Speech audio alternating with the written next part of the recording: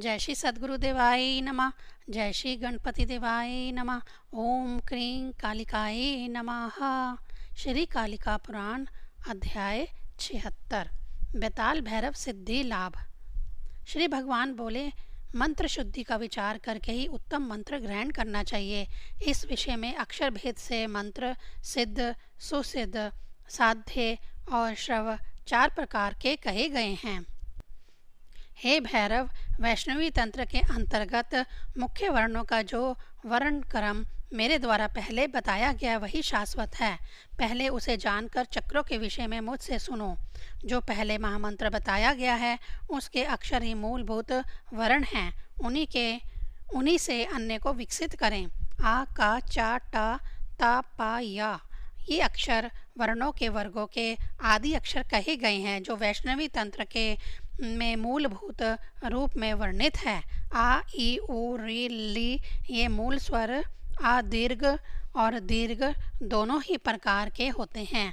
ए, ओ विसर्ग एवं बिंदु ध्वनि के भेद से उत्पन्न ये वर्ण यौगिक स्वर कहे गए हैं। हे भैरव, खा, गा, घा, ढ का वर्ग, छा, जा, छा, णा, चा वर्ग, तत्पश्चात टा, ठा, ड भैरव जिसके आदि में है वह ढ तथा णाकार तक तित्ते वर्ग टा वर्ग है, जिसे ओष्ठ आदि वर्ग भी कहा गया है। था, दा और धर्म शब्द का आदि अक्षर धा, नव शब्द का आदि अक्षर ना, यह चौथा वर्ग ता वर्ग कहा गया है। फल शब्द का प्रारंभिक वर्ण फा, बहु शब्द का जो आदि वर्ण बा, भा एवं मन शब्द का आदि वर्ण मा, ये पंचम वर्ग पा वर्ग कहे गए हैं। या, रा, ला एवं वा इन चारों वर्णों से व्यंजनों का छठा वर्ग या वर्ग कहा जाता है। श, स, सह, ह, श इन 5 वर्णों से बना यह अंतिम वर्ग संयोग परिवेदक या 7वां वर्ग कहा गया है। हे पुत्र भैरव, संयोग, आयोग, सलोम, प्रतिलोम भेद से यह वर्ण 4 प्रकार के होते हैं जो मंत्रों के आदि में वाणी मात्र में प्रयुक्त होते हैं। ये वर्ण चारों प्रकार के पुरुषार्थ यानी अर्थ, धर्म, काम, मोक्ष, सुख, दुख, रोग एवं तेज कारक तथा पूज्य और पूजक कहे गए हैं। मैं शिव, ब्रह्मा, विष्णु, ब्रह्म माता गायत्री और अन्य ब्रह्म वर्ण के लिए पर ब्रह्म का सुख देने वाले कहे गए हैं। अन्य साधक भी जो ब्रह्म कौशल ज्ञान से युक्त हैं वह भी पर ब्रह्म को प्राप्त करता है। वर्णों से जगत की इच्छा रखने वाले ईश्वर ने स्वेच्छा से उनकी सृष्टि कर उन वर्णों को मेरे एवं ब्रह्मा के मुख में स्थापित किया। हे पुत्र भैरव, मैंने आकार के विस्तार वाले सभी वर्णों को ज्ञान मार्ग को बढ़ाते हुए तंत्र शास्त्र में न्यस्त किया है। मंत्र शुद्धि विवेक हेतु मेरे द्वारा कहे गए ये वर्ण निश्चय यानी वर्णों के निर्धारण के लिए कहे गए हैं। अब वर्ण चक्र को सुनो। शक्ति और शिव संबंधी 2 रेखाएं पहले खींचें। उसके मध्य में विष्णु एवं लक्ष्मी स्वरूपाणी रेखाओं का लेखन कर विष्णु लक्ष्मी के रेखा के समानांतर 2 रेखाएं खींचें। इसी प्रकार दूसरी ओर उतनी ही रेखाएं उस चक्र के निर्माण हेतु खींचनी चाहिए। हे भैरव, उसमें चारों ओर स्वरों के बीच में भिन्न भिन्न वर्ण और 8 संधियों के वर्ण कहे गए हैं। इसकी संधियों के मध्य 4 नेमियां कही गई हैं। 8 अक्षर और चारों नेमियों से संबंधित तथा बाहर से घिरा हुआ चक्र वर्ण चक्र कहा गया है। मेष आदि को आरंभ और अंत के क्रम से जोड़ने पर यही वर्ण क्रम साधक के ज्ञान और श्री के विकास का कारक हो जाता है। इस चक्र को समभूमि पर उत्तर मुख या पूर्व मुख लिख कर अपने इष्ट एवं गुरु को नमस्कार करके पवित्र हो साधक वर्णों को लिखें। उस चक्र में वर्णों को प्रदक्षिणा क्रम में से क्रमशः लिखें। पहले नेमियों में क्रमशः आ और रा लिखें। इस क्रम में स्वरों में आकार एवं दीर्घ ईकार ना लिखें और झा टा वर्णों को छोड़कर आकार से शकार पर्यंत वर्णों को प्रदक्षिणा क्रम से लिखकर अपने नाम के पहले अक्षर से गणना कर साधक मंत्र के आदि अक्षर तक गिनकर सिद्ध, साध्य आदि का योजन करें। यह संख्या यदि 9 या 5 हो तो वह मंत्र साधक के लिए सिद्ध, 6 या 2 हो तो साध्य 3, 7, 11 हो तो सुसिद्ध, 4, 8, 12 हो तो शास्त्र कहा गया है। सिद्ध मंत्र की साधना से शीघ्र सिद्धि प्राप्त होती है, साध्य मंत्र विलंब से सिद्ध होता है। शत्रु कोटि का मंत्र कामनाओं का नाश करता है तथा सुसिद्ध मंत्र शीघ्र ही साधक को सिद्धि प्रदान करने वाला होता है। यहाँ जो वर्ण क्रम कहा गया है वह दक्षिण भाव से मंत्र साधना हेतु कहा गया है। हे भैरव, अब वाम भाव से राधन किए जाने वाले मंत्रों के विषय में सुनो। दोनों रि रि तथा रि ना वर्गों को वर्ण विचार में छोड़ देना चाहिए। तत्पश्चात मंत्र वक्ता शेष वर्णों को वाम क्रम से लिखे। निर से सूर्य वराह के मंत्र, प्रसाद मंत्र, प्रवर्ण एक अक्षर एवं 2 अक्षरों वाले मंत्रों की दीक्षा में पूर्वोक्त सिद्ध आदि भेदों का विचार नहीं करना चाहिए। हे भैरव, सभी प्रकार के बीज मंत्रों की दीक्षा के लिए भी सिद्ध आदि की चिंता नहीं करनी चाहिए। इनका विचार केवल 10 वैश्य कर्मों में ही करना चाहिए। सुसिद्ध मंत्र कामनाओं को पूर्ण करने वाला होता है, अतः उसे अवसर मिलते ही ग्रहण कर लेना चाहिए। सिद्ध और साध्य मंत्रों को विचार पूर्वक ग्रहण कर लेना चाहिए, किंतु शत्रु मंत्र कभी भी ग्रहण नहीं करने चाहिए, क्योंकि यदि इन्हें धीर साधकों द्वारा ग्रहण किया जाए तो ये अनेक प्रकार की आपत्ति प्रदान करने वाले होते हैं। जो जिसका एक अक्षर मंत्र होता है उसे उसी के नाम से कहा जाता है। नाम का पहला अक्षर ही चंद्र बिंदु के सहित संबंधित देवता का बीज मंत्र कहा जाता है। जैसे शक्र का पहला अक्षर शाह, अर्धचंद्र और बिंदु के साथ इंद्र देवता का बीज मंत्र शंख हो जाता है, उसी प्रकार अन्य देवताओं के संबंध में भी विचार करना चाहिए।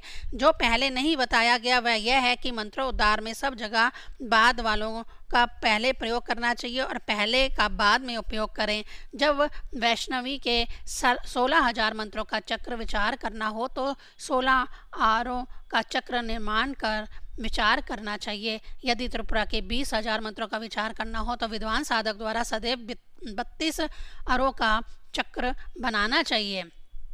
हे पुत्र, साधक को इसी प्रकार षोडश या इससे अधिक रेखाओं से चक्र निर्माण मंत्र शुद्धि के बाद करना चाहिए। हे पुत्र, यह अभीष्ट सिद्धि देने वाली मंत्रों की सिद्धि मैंने तुमसे कही। जो विजयी साधक इसे भली भांति जानता है वह अपनी समस्त कामनाओं को प्राप्त कर लेता है। हे बेताल भैरव, हे पुत्रों, अब मैं संक्षेप में प्रयोग आदि सहित इनके परम रहस्य को कहूँगा, तुम दोनों उसे सुनो। प्रयोग विधि: पक्ष विडाल के दांत की उसकी ही खाल में लपेटकर वैष्णवी के निर्माल्य से उसे वामा स्त्री के हाथ से कते सूत्र से विष्टित और अभीष्ट मंत्र से अभिमंत्रित कर इंद्रिय निर्घय पूर्वक साधक 3 बार विष्टि कर अष्टमी तिथि को उस वैष्णवी मंत्र को अपने दाहिने हाथ में बांधे। तब विद्वान द्वारा उपयुक्त उत्तम यंत्र को अपनी दाहिनी भुजा में धारण करना चाहिए। ऐसा करने से धारण करने वाला यदि वह तितली को प्राप्त ना करे यानी विचलित ना हो, 12 प्रकार की सिद्धियां प्राप्त करता है। वह युद्ध एवं शास्त्रार्थ या मुकदमे के में विजय, शरीर में आरोग्यता, राजाओं व राजपुत्रों में को निरंतर वश में करने का सामर्थ्य प्राप्त करता है। उसे कभी भूत प्रेत पिशाच आदि दिखाई नहीं देते और वह एक बार चिंतन मात्र से ही प्रमत्त कामनी को भी अपने वश में करने में समर्थ होता है। वह रक्त, कफ, धातु तथा वीर्य को भी स्तंभन करने में समर्थ और अपनी आंखों से ही तेज प्रदान करने वाला हो जाता है। पक्ष विडाल के हाथ को सिर पर रखकर वैष्णवी तंत्र के मंत्र का 300 बार जप कर उसे अपने घर में स्थापित करें। हे भैरव, हे पुत्र, उस विडाल को जो मालिनी यानी रजोधर्मा स्त्री देखेगी वह कभी भी पुत्रहीन नहीं होगी। उस प्रकार का पक्ष विडाल जिसके घर में रहता है, जिसके पुत्र पैदा होकर मर जाते हैं, ऐसी स्त्री भी उस घर में जीवित पुत्रों वाली हो जाती है। कोयल, भोरे, भृंगा, चकोर अथवा तोते वैष्णवी मंत्र से अभिमंत्रित हो जहाँ रहते हैं वहाँ उस घर में कभी विघ्न नहीं होते और तथा सदैव उत्तम संतति उत्पन्न होती है। उस घर में कभी सर्प नहीं जाते और यदि चले भी जाएं तो मनुष्य को डसते नहीं। इस घर में स्त्री कभी बांध्य नहीं होती। पूर्व वर्णित चंडिका की 5 मूर्तियों के निर्माल्य और उनके बलिदान को दिए मांस को 3 दिन तक सली में पकाकर अष्टमी को उनके मंत्रों से अभिमंत्रित कर उन्हें पुनः निवेदित कर जल में सींच कर साधक शिवा का चिंतन करता हुआ उसका भोजन करे। पूर्वक प्रसाद के भोजन से साधक दीर्घायु, बुढ़ापा और शोक से रहित तेजस्वी, शत्रुओं का दमन करने वाला कवि और वक्ता हो जाता है। मंत्र वक्ता साधक अष्टमी के दिन संयत हो कुमकुम, दूध, चंदन, महावर के लेप से वैष्णवी तंत्र मंत्र में जो 8 अक्षर कहे गए हैं उन्हें क्रमशः ललाट, शिर, गला, दोनों भुजाओं, दोनों हाथ तथा हृदय इन 8 स्थानों पर लिखे। तब नवमी के दिन पहले मनुष्य उन 8 स्थानों पर अपने हाथ रखकर 8 वर्णों का 8 बार जप करे। उपयुक्त रीति से मंत्र जप के पश्चात शिवा का पूजन करे और उसी दिन देवी के लिए 3 प्रकार की बलि देकर 1000 संख्या में मंत्र जप आरंभ करे। जप समाप्त कर अवश्य का भोजन कर संयत रूप से वह रात्रि व्यतीत करे। हे पुत्र, एक बार भी इस प्रकार के पूजन करने से साधक का युद्ध में, विवाद में, शास्त्रार्थ में पराजय नहीं होता। यदि कोई क्षत्रिय युद्ध काल में एक बार भी इस विधि से पूजन करे तो उसे पूर्वोक्त फल ही प्राप्त होता है। युद्ध में विजय प्राप्त करने के लिए क्षत्रिय इसे सदा लिखे। अन्य उपायों से विशिष्ट अष्टांग अंगन्यास पूर्वक यह रण विधान जो अत्यंत गुप्त है, हे भैरव अथवा हे राजन, मैंने उसे कहा है। इसे जानकर तुम विजयी अर्थात अपने उद्देश्य प्राप्ति में सफल होगे। यह मैंने तुम दोनों से गोपनीय से भी गोपनीय, शुभ फलदायक, सुख संपत्ति प्रदान करने वाला यंत्र और तंत्र से संबंधित मंत्र और उससे संबंधित सब कुछ कहा है। हे पुत्र वेताल और भैरव, जिस अमृतमय तत्व को सुनने की सभी देवगण भी नित्य कामना करते हैं, वही यह मेरे द्वारा तुम दोनों को भली भांति कहा गया है। हे पुत्र भैरव, जो इन सबको यथार्थ रूप से में जान जाता है वह संपूर्ण कामनाओं को प्राप्त कर नित्य कैवल्य को प्राप्त करता है। जो उत्तम द्विजों के प्रति कहे गए इस तथ्य को एक बार भी सुनता है, उसके कार्यों में विघ्न उत्पन्न नहीं होते और ना तो वह पुत्रहीन ही होता है। वह नित्य दीर्घायु, बलवान, प्रसन्नचित्त, यशस्वी होता है तथा अपने वांछित प्रयोजन को प्राप्त कर लेता और अंत में देवी के धाम को प्राप्त करता है। तुम दोनों कामाख्या देवी के निवास कुंभजिका पीठ नामक अत्यंत गोपनीय नीलांचल नाम के काम रूप पीठ पर जाओ। हे पुत्रों, जहाँ आकाश गंगा विराजमान है वहीं उसी के जल से जगन्मयी महामाया का अभिषेक कर उसकी आराधना करो। वह वरदायिनी देवी शीघ्र ही तुम दोनों पर प्रसन्न हो जाएगी। और अब बोले, तब ऐसा कहकर वृषभ पर सवार शिव अपने पुत्रों बेताल और भैरव को छोड़कर वहीं अंतर्ध्यान हो गए। तब वह दोनों तपस्वी नाटक पर्वत को छोड़कर ब्रह्मा जी के पुत्र महात्मा विशिष्ट के यहाँ गए। संध्याचल पर उपस्थित हुए उन दोनों शिव पुत्रों को देखकर उन मुनि विशिष्ट ने उन दोनों के प्रति शिष्यव्रत व्यवहार किया। तत्पश्चात महात्मा विशिष्ट के उपदेशानुसार महान आत्मा वाले वे दोनों नीलाचल पर कामाख्या धाम में चले गए। वहां जाकर उन दोनों महात्माओं ने वैष्णवी तंत्र में वर्णित जगन्मयी महामाया देवी का पूजन करते हुए उन्हें लाकर शिव के भैरव नामक लिंग के निकट स्थित हो अपने को आकाश गंगा में आप्लवित कर उसी के तट पर वेदिका पर आकर उत्तर मंडल बनाकर उन दोनों नर शार्दुलों ने उत्तम मंत्र का जप किया। स्वयं के सिद्ध तथा वेताल के साध्य अष्टाक्षर मंत्र का उन दोनों ने विधि पूर्वक 3 वर्षों में 4-4 लाख जप कर 8 लाख मंत्रों से भक्ति पूर्वक 3 बार पुरस्चरण किया। उत्तर मंत्र में कहे पूजा विधान में त्रिपुरा, कामाख्या आदि का जो जो पूजन और न्यास बताया गया है, उन्होंने उसके अनुसार 3 वर्षों तक वह सब कुछ किया। तब इस प्रकार कवच से आबद्ध हो न्यास करके उन दोनों शिव पुत्रों ने एक बार काम रूप पीठ की विधि पूर्वक यात्रा संपन्न की। उन दोनों के जगन्मयी के ध्यानस्थ हो जप पूजन करने पर महामाया ने प्रसन्न हो उन दोनों पर अनुग्रह किया। उस समय वह शिवलिंग को भेद कर प्रत्यक्ष हुई। उनके प्रकट होते ही वह शिवलिंग भैरव, भैरवी और हेरुक नाम से 3 रूपों में 3 खंड हो गया। तब उस देवी को बेताल और भैरव ने जैसे अपने ध्यान में देखा था वैसा ही उस समय बाहर प्रत्यक्ष रूप में भी देखा।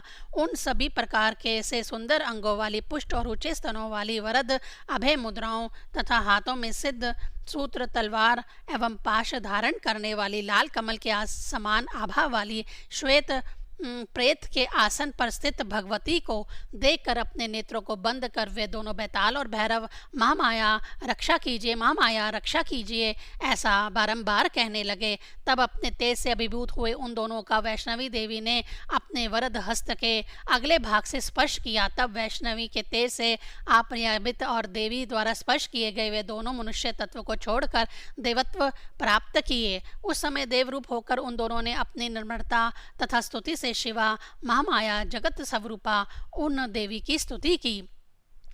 बेताल और भैरव बोले, जिसके चरण कमल देवगणों से पूजे जाते हैं, ऐसी देवी आपकी जय हो। हे विश्व के ऐश्वर्य को जन्म देने वाली शशि यानी चंद्रमा जिनके मस्तक पर शोभामान है, ऐसे शिव के साथ केली करने वाली गिरजा देवी आपकी सदा जय हो। अपने 3 नेत्रों से विश्ववान सूर्य, वधु यानी चंद्रमा तथा अग्नि की कांति को जीतने वाली कमल से उत्पन्न देवी अपने मध्यवर्ती नेत्र को कृपालु रखी हुई, अपने भ्रूभृंग से ही भगत की मति का प्रकटीकरण करने वाली निर्मल स्वभाव वाली देवी आपकी जय हो। हे देवी, आप आज्ञा चक्र पर्यंत शांत 9 करोड़ करोटी के समान कांति युक्त मस्तक पर शांत चंद्र धारण करने वाली हैं। हे देवी, आप अनेक प्रकार के माया और रूपों के भोग और योग के सार स्वरूप पद्म पर विचरण करने वाली हैं। आप इड़ा, पिंगला, सुषमा तीनों नाड़ियों के मध्य में स्थित विस्तृत, प्रिय, शुभ सुषमा को अपना आश्रय बनाई कुंडलिनी रूपा है। आप देवताओं में श्रेष्ठ, रतन के समान श्रेष्ठ, देवजनों यानी ब्रह्मा, विष्णु, महेश को विशेष रूप से आनंदित करने वाली हैं। आप स्वयं विश्व रूपा हैं। आप सुषमागत उस महान यान में निवास करने वाली तथा 6 चक्रों को आधार बनाई हुई हैं। आपकी सुंदर ध्यष्टि आदि षोडश चक्र का चुंबन कर रही है तथा कुचाचाल या पुष्ट मोटे और उठे हुए हैं। ऐसी आप भूमध्य मूलाधार से स्वर्ग सदृश सहस्रार तक स्थित है। आपने अपने हाथों में सिद्ध, सूत्र, वर तथा अभय मुद्राएं, पातक को शांत करने वाली तलवार धारण किया है। इस प्रकार अपनी 4 भुजाओं से युक्त मूलाधार पद्म में मणि के समान श्रेष्ठता पूर्वक स्थित हैं। आप ज्ञान रूपी कुंडी हैं। आप मंत्र, तंत्र, योग से योगियों को निवृत्त करने वाली एवं सब प्रकार के पाश को भंग कर भक्तों को आनंदित करने वाली हैं। आप आत्म तत्व प्रयाण, एक शार रूप रत्नहार और सुक्ति रूप मुक्तिदायक ज्ञान विवेक के कारण सित प्रेत से अनुराग रखने वाली हैं। आप समस्त रत्नों के सार से सुशोभित, रंग राग से वियुक्त भक्त के शांतपुर हृदय को मंत्र से विशेष रूप से युक्त करने वाली हैं। आपके चारों ओर योगिनी गण नित्य करती रहती हैं, नित्य आनंद मग्न हो आपको घेरे रहते हैं। आप आभूषणों की स्वामिनी हैं तथा हार एवं कंगन जैसे मुख्य आभूषणों से निर्ध हैं। आप विनोद से मुदित हैं। आपके केश उन्मुक्त हैं। आप सुरेश देवादिदेव शिव महादेव के शरीर से उनके अर्धांग रूप में युक्त हैं। इस प्रकार की उपयुक्त विशेषताओं वाली हे देवी, आप मेरे शोक को भी शोकग्रस्त यानी नष्ट करने, बंधन से मुक्त करने तथा पापों का मन करने वाली शुद्ध मति प्रदान कीजिए। मैं सर्व विद्यात्मक गोपनीय मंत्र यंत्रमयी शिवा महामाया को, जो लोक एवं वेद में प्रसिद्ध है, प्रणाम करता हूँ। आप परात्मिकता साध्या एवं एक आधार पर स्थित काम को आनंदित करने वाली कांता जगत स्वरूपा हो, मैं आपको नमस्कार करता हूँ। आप इस प्रपंच में परम अव्यक्त हैं। जगत को बढ़ाने वाली एकमात्र आप ही प्रभाव युक्त हैं। आप पराप्राकृतिक हैं। हे लाल अंगों वाली देवी, यह सब कार्य आप अपने आधे प्रभाव से ही करती हैं। ऐसी आपको नमस्कार है, जो कामाख्या, नित्य रूपा, महामाया, सरस्वती आदि नाम से ख्यात है तथा लक्ष्मी रूप से विष्णु के वक्षस्थल में स्थित है। उन अयोचिता शिवा को हम दोनों नमस्कार करते हैं, जिसके 16,000 मंत्र और तंत्र हैं।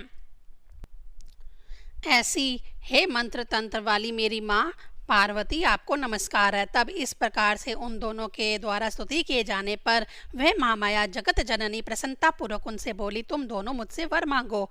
उन महामाया को प्रत्यक्ष रूप से पहले ध्यान में दिखाई देने वाले की भांति देखकर शिव के उन दोनों पुत्रों ने ये उत्तम वचन कहे। बेताल और भैरव बोले, हे देवी, हम दोनों आपसे प्रार्थना करते हैं कि जब तक सूर्य और चंद्रमा है तब तक हम दोनों अपने इस शरीर से आपकी और भगवान शंकर की शाश्वत रूप से नित्य सेवा करते रहें। हे जगन्मयी मायाएं, आपके अतिरिक्त हम दोनों कोई अन्य वर नहीं साधेंगे, यानी मांगेंगे नहीं, अन्यथा पर्वतों की कंदराओं में आपकी भक्ति में ही रहकर स्थायी रूप से निवास करेंगे। और अब बोले, महामाया जगदन्नी उन दोनों के द्वारा चूंकि इस प्रकार कही गई, अतः उनके द्वारा बारंबार उन दोनों से कहा गया कि ऐसा ही हो। इस प्रकार कहकर उस शिवा सिद्धि जगदात्री ने अपने चुचकों को दबाकर 2 दुग्ध धाराएं उत्पन्न किया। हे महाराज, तब उससे निकले हुए दूध को उन भैरव एवं बैताल को जो उस समय पी रहे थे पिलाया। उस समय उस दूध को पीकर वे दोनों शाश्वत देव तत्व को प्राप्त कर